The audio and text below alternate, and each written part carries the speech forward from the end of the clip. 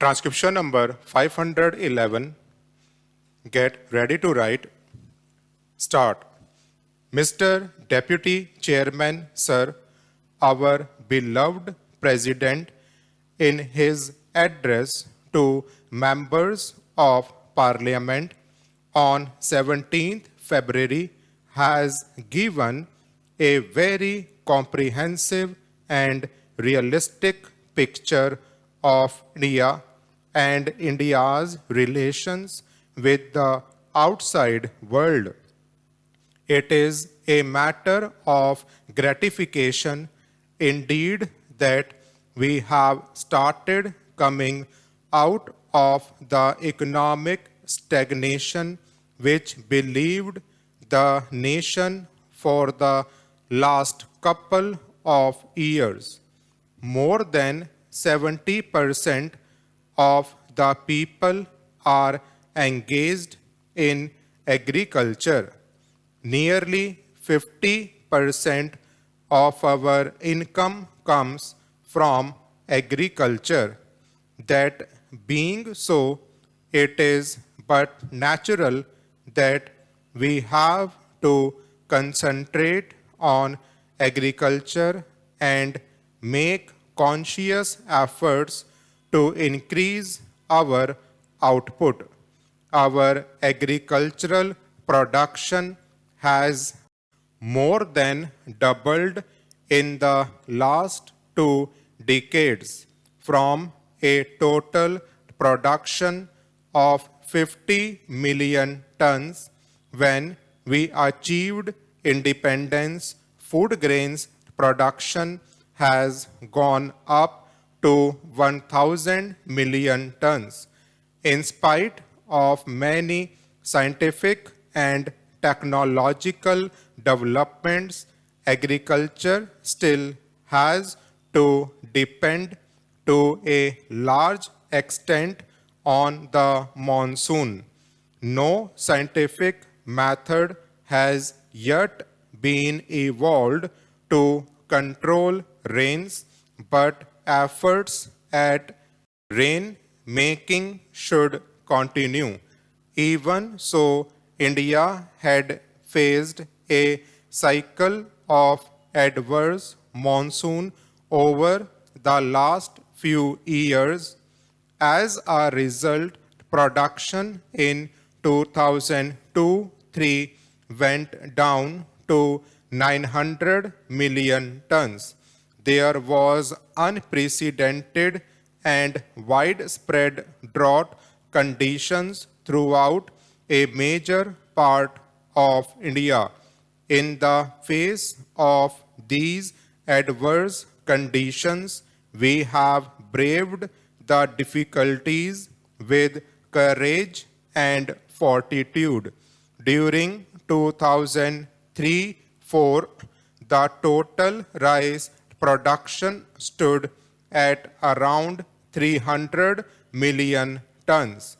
This is not an insignificant achievement. Other cash crops like jute, cotton, and sugarcane had also shown significant improvement. India is likely to have a total jute crop of 150 lakh tons. Cotton production will touch an all-time record of nearly 200 lakh bales. Sugar output is put at 300 lakh tons, out of which 100 lakh tons is exported. These are significant pointers to a meaningful policy being followed by the government.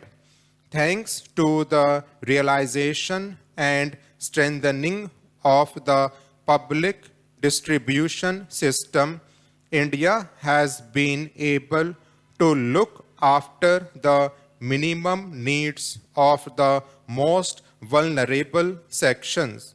The public distribution system needs nearly 10 million tons of food grains annually. The government is confident of meeting this obligation without much difficulty. Plans for investments in irrigation projects, fertilizer plants, and hydel projects should be pushed on war footing.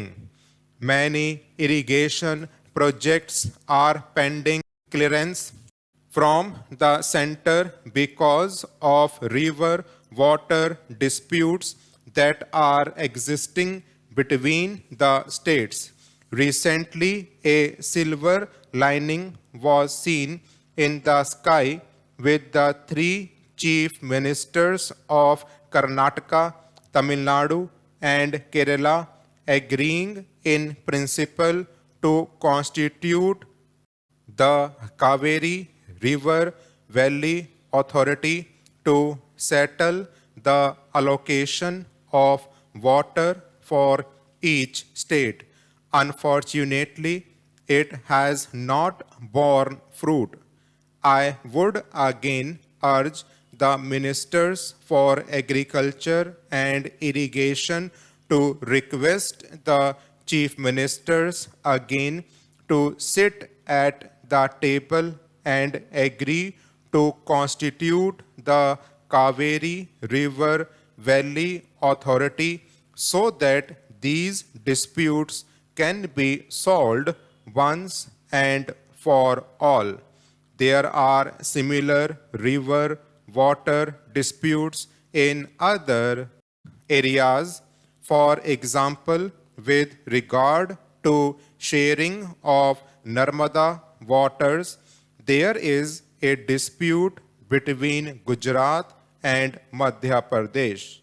I would urge that all these river water disputes should be frozen and river valley authorities should be set up once and for all to settle the allocation of water and also to go ahead with the construction of irrigation projects. Coming to industry, sir, we all know that the growth rate of industry was almost zero in 2003-4.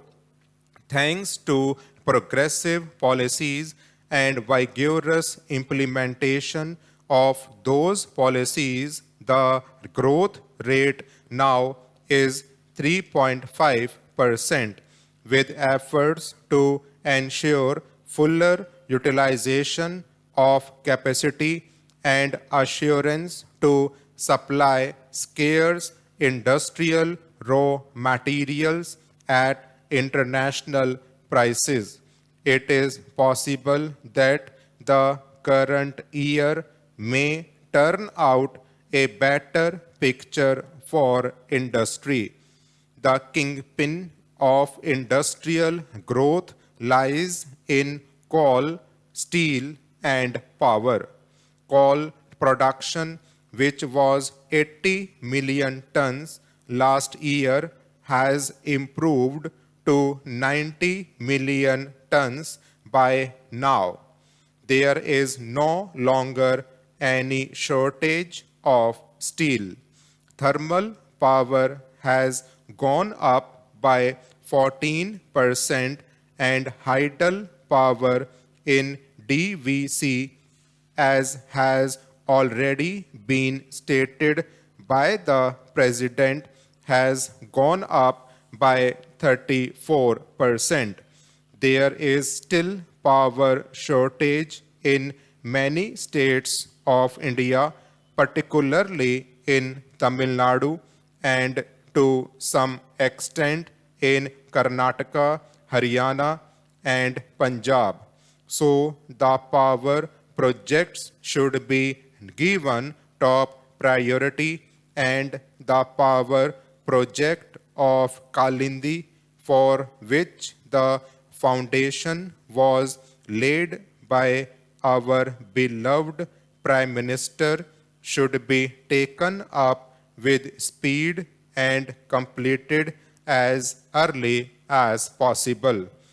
Mr. Deputy Chairman, sir, you are aware that we had to spend more for import of oil because of the rise in price of oil.